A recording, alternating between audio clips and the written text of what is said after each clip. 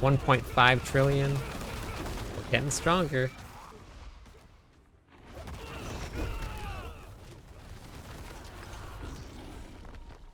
This is the Touch of Death Centipede build, and it is so much fun to play. This is probably one of my favorite builds so far this season. I gotta hop into Gorilla next, but this one right now, I have a Quill build that is up and running, is hitting for trillions, but this one, I love the way that this gameplay style works. So if you want to play a Centipede build that still hits for trillions like this one does, this is the build for you.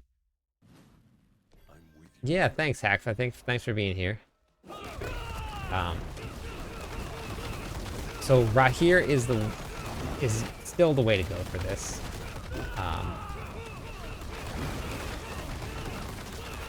But that was 346 million there.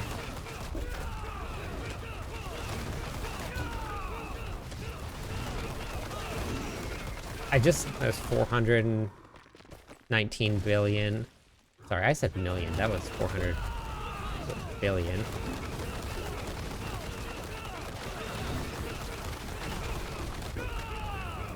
Okay, yeah, that sounds good, Orlando. Yeah, we can do that, because we're gonna have to save up some mats and stuff. So yeah, I'd be down. That was 1.3 trillion right there.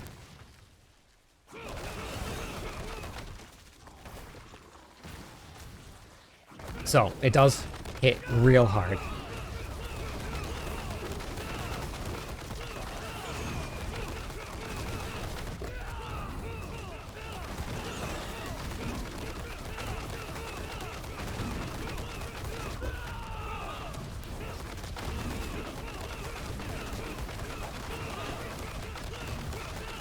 I'm pretty sure that boss or that elite just got executed.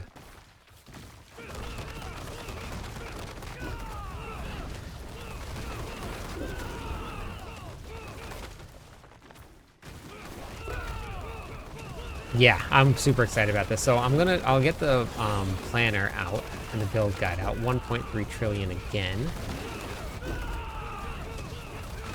Yeah, this is hitting real hard.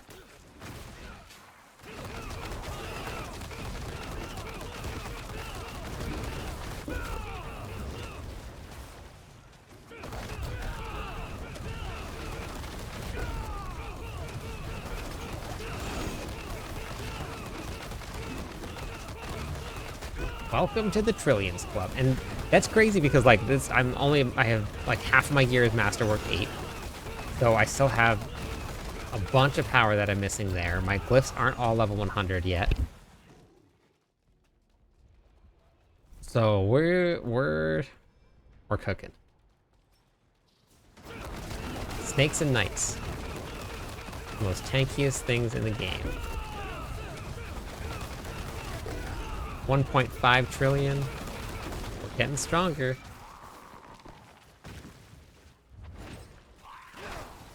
If anybody's there, can somebody type exclamation point clip into chat? If not, that's fine. I want to get a clip of that one.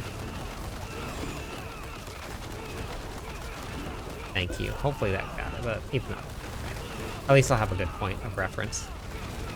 That one's the biggest one. That was a little bit bigger than the one earlier today. It's a cliff. That's fine. I always mind you. Don't worry though.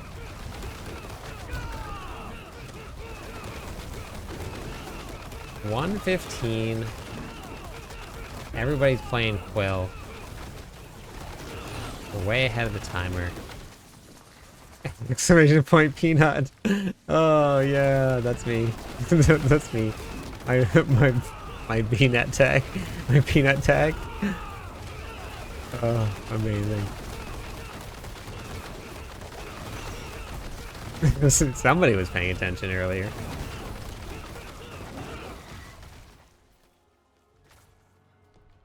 Words are hard. Words are hard. Words are hard. Hard, very hard. So somebody, at one point I said something to somebody and they thought that I was making fun of them and they messaged me about it and they was like, hey, you know, I've been watching for a while and I know I wasn't sure, maybe there was like a language barrier, but I wasn't sure if you were like making fun of me or not. And I was like, oh, no, no, no, no. I would never make fun of anybody. The only person that I will ever make fun of is myself. That's it. Because that's the only one that deserves to get made fun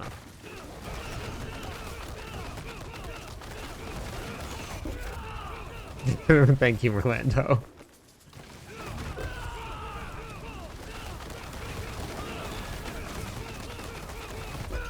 2 trillion. There it is. That's worth a clip.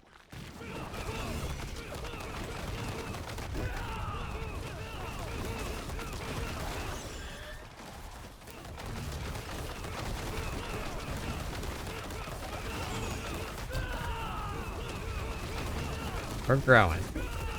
I'm gonna grow up to be a big boy someday. It's so crazy that we're doing trillions. Thank you, Orlando. And me, I give you permission to make fun of you. Okay. Yes, Sub Daddy. Thank you, Sub Daddy.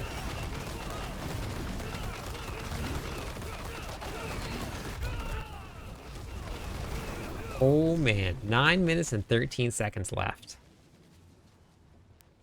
Or is everything crazy? Oh, a lot of people are talking about the iron hide shortage. That's been a topic of discussion.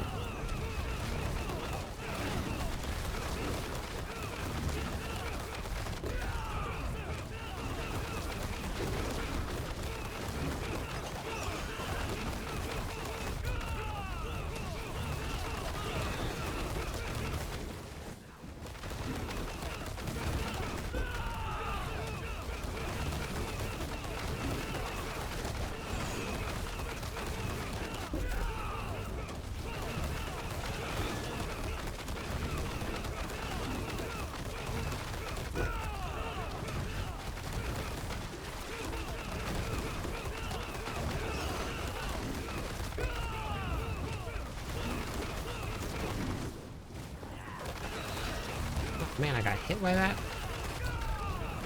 What is going on here? All of a sudden the damage is like stopped. I have 3 stacks already.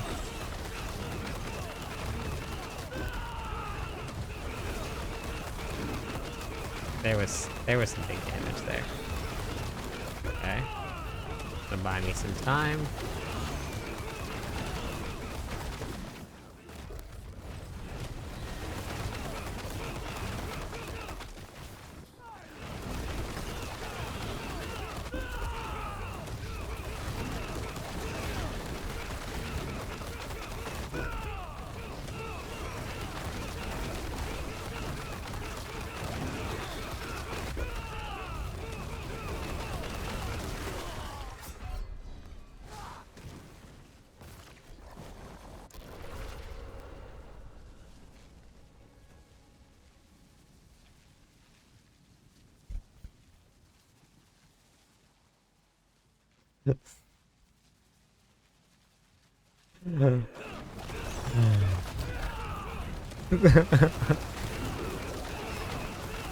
I even was like, maybe I should move out of the way of that thing.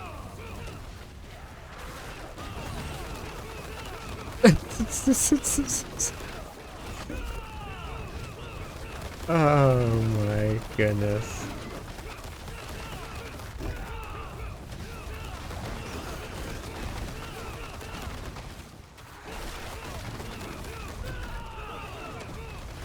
My god, this is so close. Oh jeez. Oh jeez.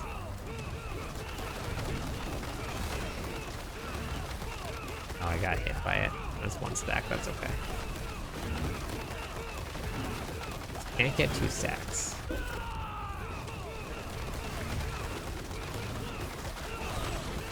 One, two, three, four.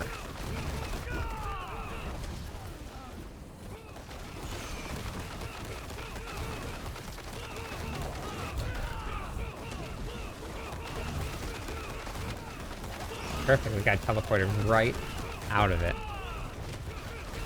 So you see on the buff bar, oh, 700 million or billion. You see on the buff bar where it shows Oh my god, I got another one. That little skull on the very bottom there. The white one with the number 2 next to it. Every time that you get hit by one of the echoes, you get a buff, and it gets increasing damage. And when you hit 3 stacks, it does a ton of damage. Everything does a ton of damage.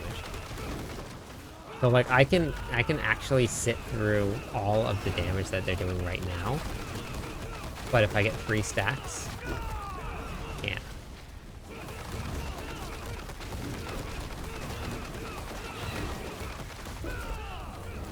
Oh, apparently I got 3 stacks now.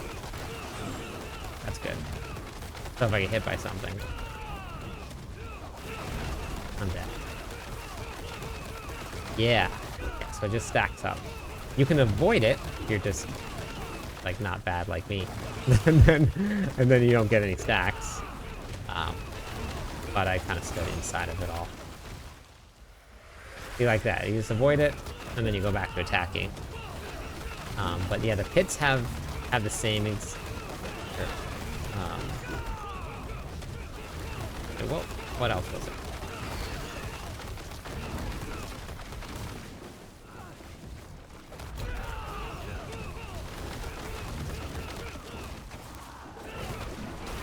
Oh my god, it took me to teleported me to the wrong spot. Oh man, that was rough. The good news about fighting on the wall is that the walls bug out the necromancer one. It's just this one I have to worry about. I don't have to worry about Lilith because I'm always unstoppable, so she won't pull me in. And now I just need to worry about this guy.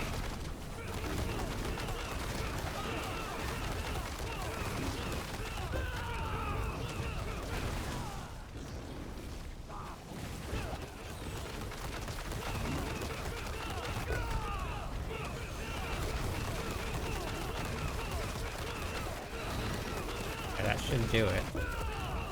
Right here, right here. That's it.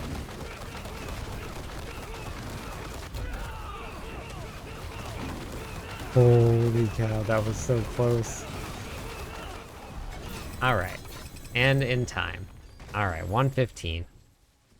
All done. I'm going to break down the whole entire build for you, but before we get into this, there are a couple things that I wanted to go over that are going to be required for this build. When you get this build up and running, things that you're going to need to do before you even run out into the world, you want to make sure that when you come down to your defensive thing, your barrier bonus is at least around 100%. We normally run very low on resistances, so you need to have the barrier that's going to constantly refresh you back up to full, and you're basically doubling your life. When I start attacking, this barrier goes up to 10,531, which means that I am getting double the amount of life that I normally have, and it is constantly refreshing itself. So you're always going to have that up. You feel very, very tanky as long as you're attacking, even with low resistances. My resistance number right now is actually very high because I was able to get armor enough with right here in order to put diamonds in my jewelry. But we'll talk about all of that stuff later. But make sure that your barrier bonus is going to be at least 100%. You get that through gear, and we'll cover all of the tempers and everything you're going to need to get that. You want to make sure that you're running the Staff of Kepaleka. So this one is going to be able to be obtained through gambling with your obols, the Ring of Midnight Sun, and finally, the Helmet of Ebawaka. So those are your prerequisites. You want to make sure that you have 1, 2, 3 for now, and then that you have at least this for your barrier. If your barrier is low, you're going to feel a little squishy. If you do feel squishy, things like Tyrion's Might or running to Bolt's Will on your pants can help with that. But for now, with this build, the way it's set up, if you can get your barrier to bonus to here, you will clear way through the pits, and it is going to feel nice and easy. Let's hop into the skill tree, and we'll show you what the skill breakdown looks like. Starting at the top here, we're just going to unlock our second tier. We're going to put 1 point into Vigorous so that we can unlock Balanced Exertion. This is going to give our core skills a 9% increased vigor cost, which does not matter because our core skills are going to cost 0 anyway, but it's going to give us a 15% increased multiplicative damage. We're going to go 3 points into follow through. This is going to give us up to a 12x multiplier on a third cast. And even though Touch of Death is a potency skill, it is also going to be a basic skill and a core skill. We're going to do, for a little quality of life, we're going to do Vortex. We're going to go down into Enhanced Vortex. We're going to be fearing things away from us. So as we fear, we can also pull things back in. It is absolutely necessary for making sure that you get some fast clears in. We're going to do 1 point into Focal Point so we can unlock Apex. 3 points here. This is going to give us up to 18% increased vulnerable damage against elites. We're going to be coming down into what are called the Incarnate skills. The way these work, and I get asked a lot about them because we don't always put them on our bars. You have a passive and you have an active. Passive effect will take place no matter what. If you click your skill point, it is now active and you can take advantage of the passive effect. The passive effect is a minimum ferocity increase by 2. If you looked at the skill bar when I was running in here, I have 2 stacks of ferocity all the time because of this. We're going to go all the way down through Measured Ravager. Well, Ravager is active. That means when you click on this right here, and then that's for 6 seconds, your core skills are going to instantly dash 2 targets, which if you watch a run, you're going to see you just bouncing all over the place. It's super fun. And it's also going to increase the vigor generation by 30%. Coming down, we're going to be going into Endurance. And then we're going to go all the way up to Preservance. We're only going to take 2 points here because we're going to move some points around a little bit. This is going to give us 1% increased additional damage reduction with stacks of Resolve. You got to stack Resolve. You're going to get a ton of damage reduction from it. We're going to do 1 point into Patient Guard so that we can unlock Auspicious. You accumulate 1% of your maximum life as barrier every second, up to 10%. Taking damage will prevent that for additional 1 second. When you start a run now, you will always have a barrier. When you run in between different monsters, now your barrier will stack up again to give you that little bit of extra protection when you jump into a pack and you start attacking. We'll get to the gameplay loop and talk about how you can keep your barrier generation up as you're going so that you don't die right away when you leap into a pack. We're going to do Armored Hide, and we're going to go all the way down to Reinforce Armored Hide. This is an Incarnate skill, so you're passively going to get Resolve every second. When you activate this, you're going to encase yourself becoming unstoppable, and then you're going to increase your block chance by 100%. That does not mean that you block all incoming damage 100% of the time. It just means that you're going to be getting the damage reduction from the block. Additionally, activating Armor Hide is going to grant maximum stacks of Resolve. So right now, my stacks of Resolve are at 29. When I run into a dungeon, it's at 1. As soon as I hit this button, it goes straight to 29. I don't have to wait for that passive 1 Resolve every 5 seconds. While active, Armor Hide increases your block damage reduction by up to 20%. So this is going to be incredibly important to make sure your stacks of Resolve stay maxed out. Whenever you take damage, Resolve comes off. Now, this is going to put you right back at the full, so you stay pretty much maxed out the entire time. We're going to be going into Counterattack, all the way down through Reinforced Counterattack. What this is going to do, for your passive, you're going to gain 10% dodge chance, and you're going to automatically retaliate against close enemies. So if you get hit and the enemy is close to you, you're going to hit them back as long as you dodge their attack. And this is the one that I get asked about a lot, because this is the one that normally doesn't end up on your bar. Counterattack passively increases the critical strike damage by up to 30% per close enemies. That means that you're going to passively have an increase to your critical strike damage by a massive amount just by standing next to more monsters. We're going to be going into Scourge, and we're going to go down through Reinforced Scourge. If your generation is fine, an option for you is to go into Adaptable Scourge. This is just going to make you even more tanky, but taking Reinforced Scourge will get you right back to the maximum amount of vigor that you need very, very quickly in case you don't have that regeneration just right. What Scourge does, it fears enemies that are close to you. It also slows them, which is where our Vortex combination is going to come in. Because they're slowed and they're feared, they just kind of slowly run away from you, and then Vortex pulls them right back in. So your combination should be Scourge and then Vortex. This also gives you a massive 50x multiplier against crowd control enemies. You have to stack that up, but if you're moving from pack to pack really, really quickly, this will stay active the entire time. Coming down, we're going to go 1 point into Resilient and then 3 points into Dominant. Guerrilla skills are going to deal 15% increased damage to knockdown enemies. All of our skills will be guerrilla skills. And this is just a really fun little option here. First hits have a 5% chance to execute non-bosses. You can run up to a pack of something, you touch them, and then they're instantly evaporated. It's a fun thing to see. We're going to go 3 points into Vehemence. This is going to give 30% increased damage to your Touch of Death here. Speaking of Touch of Death, let's go 5 points into Touch of Death. This is going to be your main source of damage. We're going to go all the way down through Poised Touch of Death. What this does, it takes your Touch of Death, which is a potency skill, and it turns it into a core skill. It's going to give it no cooldown, so you don't have to worry about the cooldown anymore. And eventually, this will be a basic skill too, but we'll get to that later on in the video. We're going to go 3 points into Potent. Hitting an enemy with the Jaguar skill increases the damage they take from you by up to 30x. And then 3 points into Furnace. You're going to gain 1.5% increased critical strike damage per stack of ferocity. This is where everybody's stacking a ton of critical strike damage too. We're going to go with 3 points into Ravenous. Your Centipede skills are going to deal up to 15% increased damage to healthy enemies, 7.5% to anything that's not healthy. Healthy is above 80% life or more. We're going to go 3 points into Oppressive. Your Centipede skills are going to deal 12% increased damage to crowd control enemies, and your crowd control is going to gain 30% duration. Coming down to your ultimate, we're going to be taking the Hunter. We're going to go all the way down through Exalted Hunter. What this is going to do for you, it's going to overfill your ferocity charges by 4. Then it's going to give you a massive 100% increased damage against injured enemies. Injured enemies is anything below 35%. We're going to go 3 points into Resolution. Casting an ultimate skill grants 15% increased damage against elites. This is going to be doubled if you're only fighting one enemy. So if you're fighting a boss.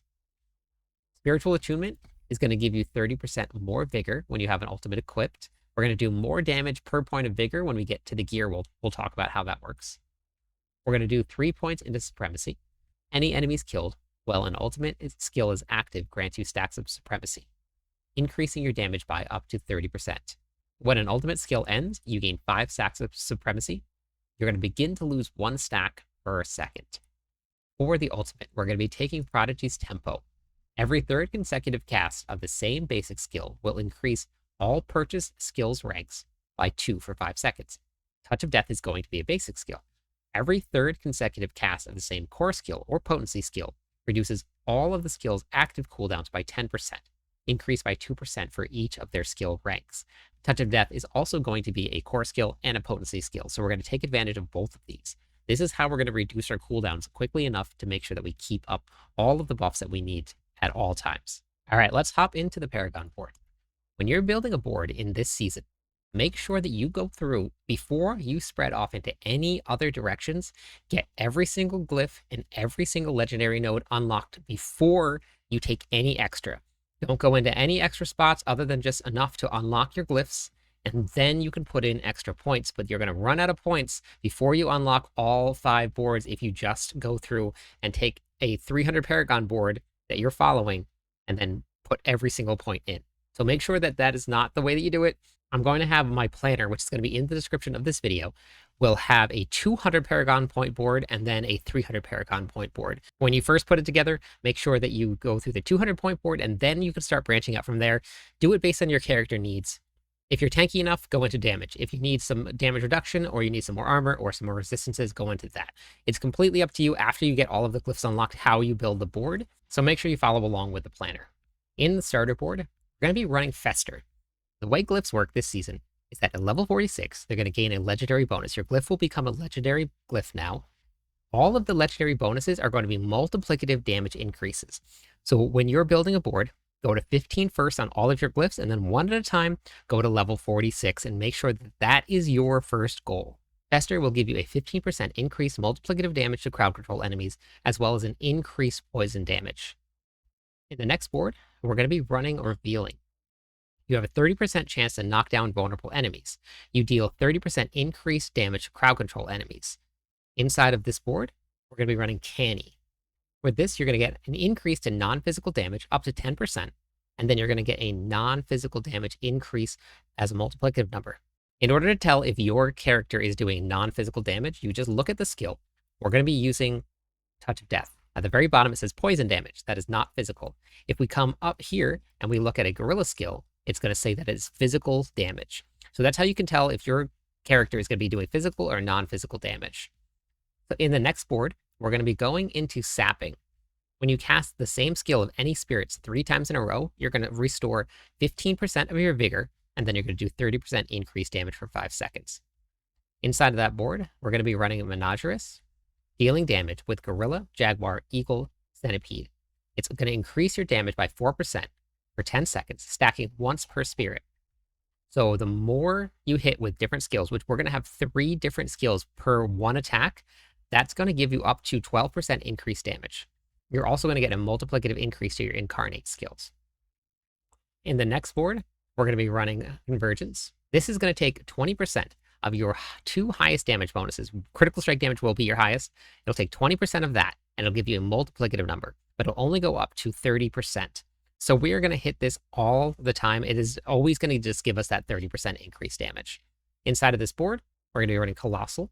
You're going to deal 2% increased damage per stack of Resolve. This is a massive bonus because you can stack a ton of Resolve, which is what we're going to do. So we're going to get 2% for each stack. Some of the builds are getting 40 to 60 stacks of Resolve. This is going to be a major source of increased damage here.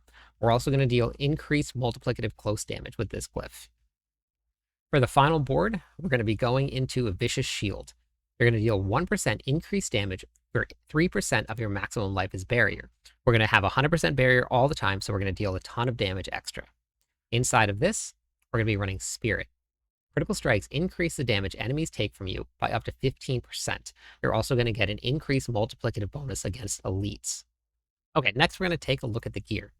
Starting with the helmet, we're going to be running the Harmony of Ebawaka. What this is going to do, according to your secondary Spirit Hall choice, your skills are going to be additionally Jaguar, Eagle, Gorilla, or Centipede skill.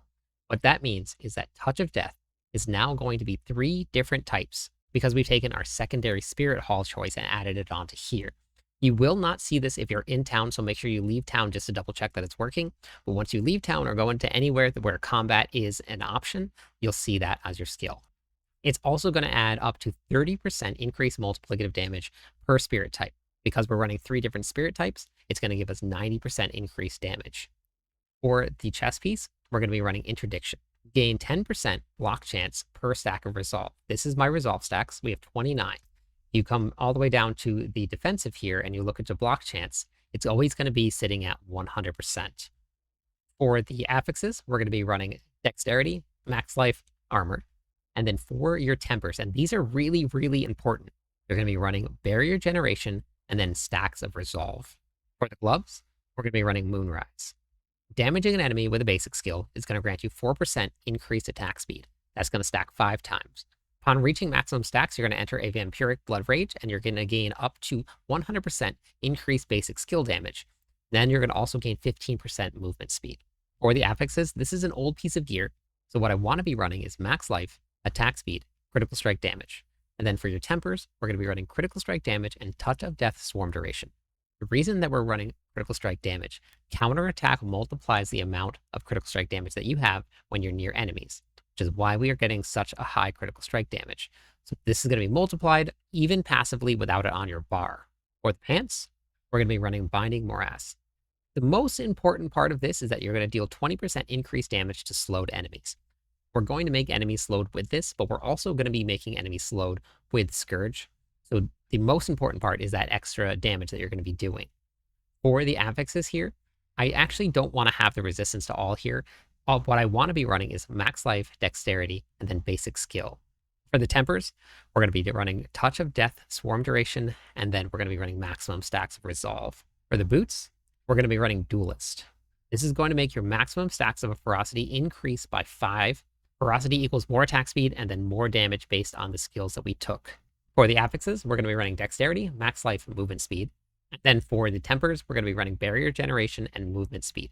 The barrier generation on all of your pieces of gear is incredibly important, so please make sure that is what you focus on in order to keep your survivability up for this. For the weapon, we're going to be running the Rod of Kepaleka. What this is going to do is that it's going to convert your core skills into a basic skill. They're going to be free to cast, and they're going to deal 30% reduced damage based on their vigor cost. When cast at maximum vigor, your core skills consume all vigor, return to full damage, cast their largest size, and become a guaranteed critical strike. They're going to get up to 3% increased critical strike for each point of vigor spent. This is an incredibly crazy aspect. This probably should be a mythic unique here. When you attack and you get to full vigor, which we're going to have generation that is going to get you back to full vigor incredibly fast, you're going to guarantee a critical strike. It's going to be at maximum strength, and it's also going to do a multiplicative increased critical strike damage. It's going to guarantee to crit, so we have a 100% crit chance without stacking crit. It's also going to gain a massive uncapped critical strike damage bonus. For the ring, this is where we're going to get all of regeneration back from. We're going to be running the Ring of Midnight Sun. When you critically strike, you're going to regen up to 50% of the vigor that you have spent within the last 2 seconds. This is how that we're going to guarantee that we get back to maximum vigor when we're using the Rod of Kepaleka here, so that we can constantly spam and get maximum power on our attacks. For the other ring, we're going to be running the Redirected Force. Gain increased critical strike damage equal to up 70% of your block chance. We're running a 100% increased block chance. That's multiplying our critical strike damage also, which is why we're running the interdiction. So we always have 100% block chance. We're always gaining this critical strike damage bonus, and we're always gaining the bonus to critical strike damage from counterattack. It's all coming together with the gear, the skills, and the power. It's pretty crazy to put this class together. This bonus is also doubled when you're blocked. So not only does it give us a ton of critical strike damage normally, but when we do block, which we have a 100% block chance, it is doubled. So the amount that it goes up is through the roof. For the apexes, you're going to be running dexterity, max life, and then this is really important. And the lucky hit chance to make enemies vulnerable is incredibly important. If you can get a GA, if you look right here, we have 100% chance on a lucky hit to make your enemies vulnerable. This is your source of vulnerable damage because we removed Soar and we put Vortex on. So make sure you look for any ring, just any ring that has a GA, a lucky hit chance to make enemies vulnerable. For the tempers, we're going to be running resource generation and critical strike damage. For the amulet, we're going to be running insatiable. This is where all of your damage comes from with this build. Kills extend the duration of your active Touch of Death swarm by 0.2 seconds. When the swarm is replaced early, it bursts for up to 450% of the damage that it would have done. That means that no matter what, even if you replace it, it still does all of the damage that you would have done, and it is an explosion, and it does a ton of damage. That's how we're hitting for trillions and trillions of damage, is because we are extending the duration of this. We're stacking all of these damage multipliers, so when it goes off, it is massive damage. For the apexes here, we're going to be running maximum life. That's important. Then you can play to whatever your play style is. You can run potency damage, you can run attack speed, you can run maximum resources, you can run dexterity percent. All of them are great options for this build. It just depends on how you want to play it. For the tempers, we're going to be running Touch of Death, Swarm Duration, and then maximum stacks of Resolve again. Before we hop into the gameplay loop, let's talk about the gems, the runes, and then the Spirit Hall choices. For the gems, we're going to be running diamonds. If you have enough barrier generation, resistances aren't really too much of a problem because you just stack and replace barrier generation over and over and over again. But having resistances definitely does help. So that's why we're going to be running diamonds there. In the gear, to make sure that I have enough barrier generation, we're going to be running the Grand Amethyst. And then for the runes, we're going to be running Pot Q. As you spend your maximum resources, you're going to invoke the Druid Bulwark. This is going to grant you a barrier. We have 100% barrier, so we now have replaced whatever barrier we didn't have with this barrier here, and we spend our resources very quickly. For the other set of rune combinations, we're going to be running Tom Zal. Casting a non-channeling core skill, which is going to be Touch of Death 8 times, is going to grant us maximum life. We want to be stacking as much life as we can because it's going to give us more barrier, which makes us more tanky. So this is the combination that I've been running here, and it's been working really, really well. For the Spirit Hall choices, we're going to be going with Jaguar on the top. This is going to give us every 15th time that you deal direct damage to an enemy with a Jaguar skill. Unleash an additional strike, dealing 15% of the damage that you have dealt to them in the last 0.5 seconds. We are going to attack incredibly fast. We're going to hit really, really hard, and that is going to just create this massive little bubble of damage that just explodes. And that is where your trillions are coming from. Your skills are also now Jaguar skills. Because we're running the Helmet of Harmony, this is going to give us also Gorilla skills because of our secondary choice. This is going to increase our Resolve stack by 2. That's great, more damage, but really importantly, when you have 5 stacks of Resolve, you're unstoppable.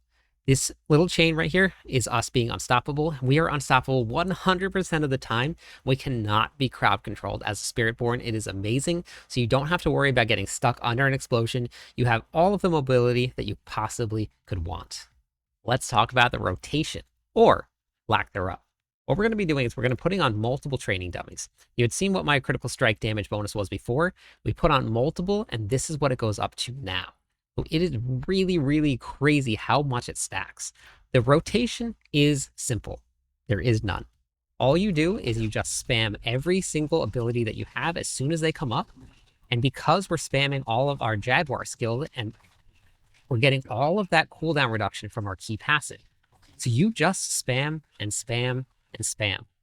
It is terrible on your fingers, but the damage numbers that you're seeing, we're doing 500, 600 billion, and this is in the training dummies.